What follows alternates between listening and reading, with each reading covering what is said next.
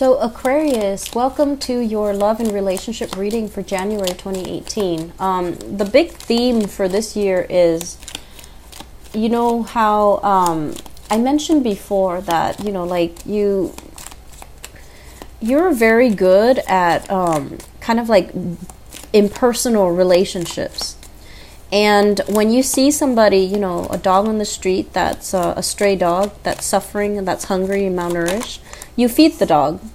If you see children that are, you know, picked on in the playground, you will protect the children.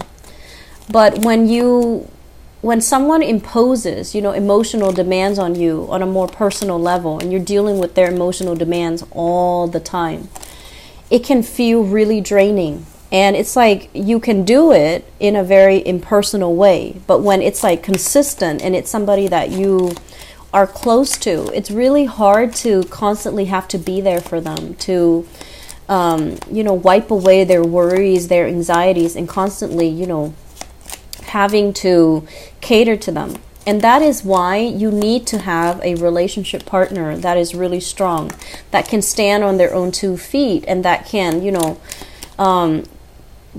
that don't require the emotion, the heavy demands on you. Okay, you don't like to be dependent on emotionally. It makes you uncomfortable, and you don't want people to constantly. You don't want to have to constantly come to other people's rescue.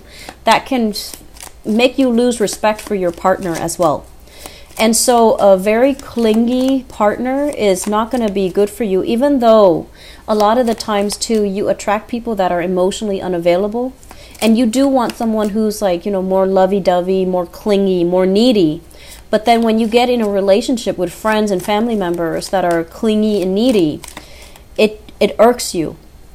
And so how do we aim for the middle ground? Well, what we also have to keep in mind is, you know, the way that we carry ourselves into the world dictates what we're going to attract. So if we, in a way, fear intimacy and fear closeness and fear dependencies, we're going to attract people who are so independent and so detached that they're going to be emotionally unavailable. And then likewise, if we're very needy and very clingy and just really unhappy with ourselves, when we go out into the world, we're going to attract people who are just as needy, just as clingy, just as insecure. And so trying to figure out where you stand and trying to moderate, you know, your energy level will allow you to attract the right person for you. And it will also allow you to figure out, you know, to kind of like customize energetically what you're trying to attract and what's going to work for you. Okay. So let me just talk a little bit about what I feel 2018 is about for you guys, for relationships.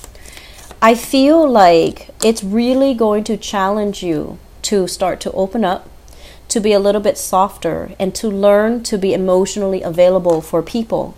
And as I'm saying this, you're like, what exactly do you mean? And I feel like you understand each and every word that I'm saying, but you don't understand what it means. You don't know how to translate it into the language of emotions so that you can understand what it means. So that's really frustrating when people deal with Aquarius people and they feel like, well, you understand the whole sentence that I'm saying, but the Aquarius person might not understand what it means. So how do we become emotionally available? You might ask yourself, like, I give them food, I give them shelter, I'm there when they need them, I drive them to the doctor, I drive them to the dentist, you know, I draw them a bath when they have a bad day. What does it mean to be emotionally available? And that's a really good question, because I can assure you, I've talked to many Aquarius and they understand what all the words mean in that sentence, but they don't know how to execute it. They don't know what it means. So here's the thing. I feel like you have some patterns that are repeating, okay? And let me just talk about some of these patterns. Let me talk about the 2 partners that you're dealing with. In the past, you have a partner like this, and it doesn't even have to be a fire sign. It could be, but it doesn't have to be. So if it's a fire sign, Sagittarius, Aries, or Leo, Sun, Moon, or Rising, this is somebody that, you know, like they're really smart, okay? They have a lot of ideas, and I usually think of it as an ideas person. But they have a lot of ideas. They have this grandiose sense of self. You know, they're constantly telling you, I'm gonna do this, I'm gonna do that, I'm gonna make a name for myself, I'm gonna create a lot of money for us, and I'm gonna build you, you know, this extravagant house, right? And then it's nice, you know, it's nice to have somebody who's very into you, who is planning their future and, you know, talking to you about their dreams, their aspirations. And also it's very flattering that they include you into their dream, right? And then, you know, it makes you really happy because you feel included. You feel like you're a part of it. And you feel like, wow, I don't have to be so independent anymore. I can rely on this person because they say they're building a dream and they've got me in it. And so I feel like you were kind of swept away by this person. And then over time, what started happening was the two of you started working towards building this dream. But this person is so independent that they might have said, you're a part of my dream, but when they started building it, they were building it for themselves. And then you start to see that, you know what, even from the very beginning, I was just like a fixture, like a lamp in their house. I wasn't a part of it. I wasn't a part of the building process. I didn't have a say in, you know, where the furniture goes or how the house is going to be customized. I didn't have a say in anything else. In this situation, the person was just building something and I was kind of transplanted into their environment. And it's almost like they built it, and whether or not you like it, you're there. They didn't ask you, you know, what you wanted. They didn't ask you. They didn't ask to work around you. So I feel like the reality started to dawn on you that this person might have the best intentions, but they are all talk. And they might have, like, you know, a very grandiose sense of self. They're like, I'm going to make a mark in the world. I'm going to, you know, create so much money for myself. And then when push comes to shove, I feel like they were living and trying to build a pipe dream, and things never manifested, you know, in the real world. They just were not able to get out into the world and achieve the life that they wanted. So it's almost like an ideas person that lacks execution. Okay? And I feel like in the past you were really, really drawn to this person. Being around them makes you feel buoyant, makes you feel inspired, makes you feel really, really good. But ultimately, when you're in the relationship with them, emotionally, the relationship didn't have that emotional connection. It was exciting, it was fun, but you often found yourself more alone in the relationship than with them. You can even be physically together with them, but you found yourself kind of alone, okay? Kind of like pulled along for the ride rather than having control over the situation. Many of you have moved away from this person, or there is still some lingering attachment. You might have a marriage together with this person. You're still physically married, contractually married, and you're trying to find a way to get yourself out of this because it's not really, it's stable. And yes, there is a house, and there is, you know, that sense of family, and there is still that stability when it comes to, you know, financial stability associated with this person. But you're not happy in it anymore, and you find yourself very much alone, okay? And so those of you that have moved on, this is your new relationship partner. So this is an earth sign, Taurus, Virgo, Capricorn, Sun, Moon, or Rising.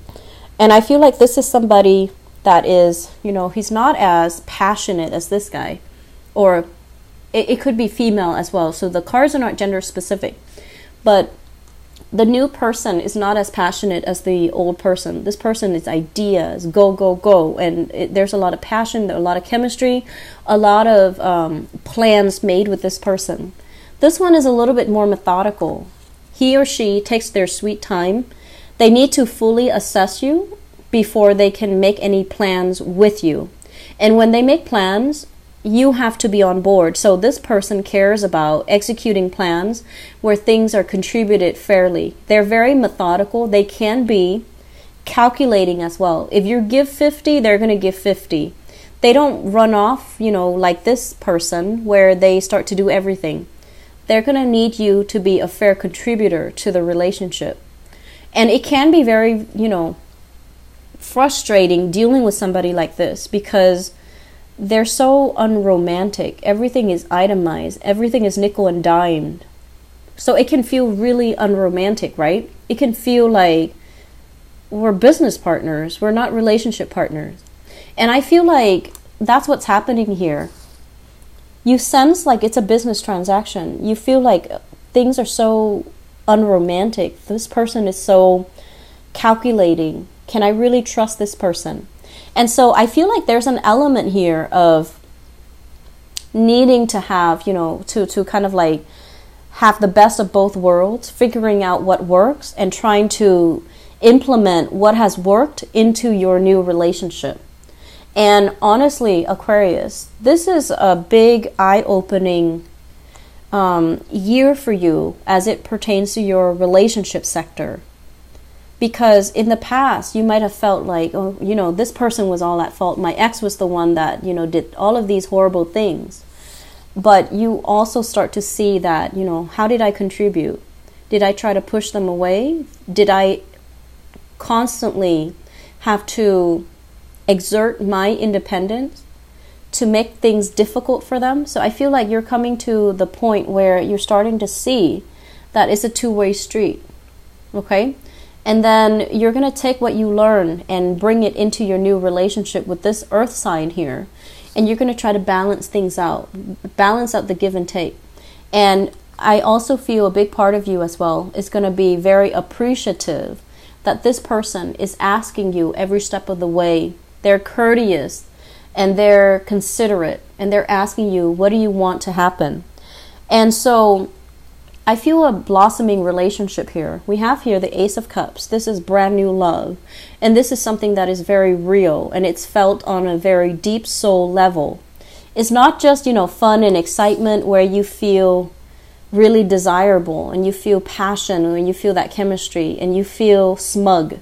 This is more about loving somebody and, you know, being really angry at them but still loving them and finding humor in the weird things that they do.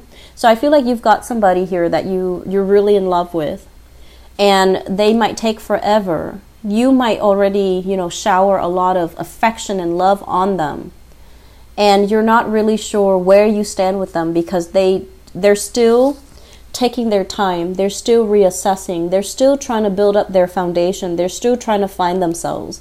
And they're still trying to figure out, you know, what's the best thing to do concerning you. And so what I feel happening as well is for many of you, you might be caught between two relationships. Okay, so I feel like for some of you, it's a relationship that you're somebody that you're married to. And then for others, it's somebody that you're still kind of in love with and who's a little bit on the side. Okay, so I feel fire sign as well as an earth sign. And so you might be juggling two people. You might be trying to gauge the pros and cons. This person gives you whatever you want. This fire sign person, they make you feel really excited. They make you feel very desirable. But this person has a really good heart. And so you're trying to figure out, you know, who do I want to go with? Which is the best option for me? For those of you who are single, this is a really good month for you to date because I feel like you have two solid offers coming into the picture. Both of these people are really, really great, grounded, intelligent, stable, and, you know, reliable people. They're kings, so they are looking for their queen. They're looking for a relationship partner. They're looking for stability, and they themselves, they work through a lot of, you know, their inner turmoil to get to this point where they are right now. And so you have two options. And I feel like for singles, you're going to be the one to make the move, and you're going to be showing your interest to somebody else, okay? So It's a good month overall to really think about what you need out of your relationship and whether or not your relationship is giving you what you want. And I also feel it's a good month to kind of slow down and take stock. You might have several people scrambling over you and you have to fend them off. You might be seen in a very positive light where people, want to reach out and want to be in your company. So this is generosity here. So I feel like it's a good month overall for love and relationship and for attracting people. It's a good month overall to really figure out what works for you, I feel. If there is workplace attraction, I always see that with a lot of Aquarius. If there is, and a lot of it has to do with the fact that you guys have really good work ethics. So your co-workers, your bosses, the people that you work with, they always admire you because you guys are hardworking. You take your jobs very seriously. You're incredibly intelligent. So you really shine in a work environment. And I feel like that's why people just can't help but really fall in love with you. And if there is office, romances, you want to be careful. You want to weigh out the pros and cons. And if you're attracted to your boss, if you are attracted to your supervisor, if you are attracted to your boss, I feel like don't go there, okay? This is like you making an offer to them. And the supervisor or the boss might turn their back. They might be flattered, but they're not going to go with it because I feel like, they care about their reputation, okay? So just be smart about that, okay, Aquarius? So I'm going to leave it at that. I wish you all the best, and I'll be back for the mid-month reading, okay? Take care of yourself. Bye-bye.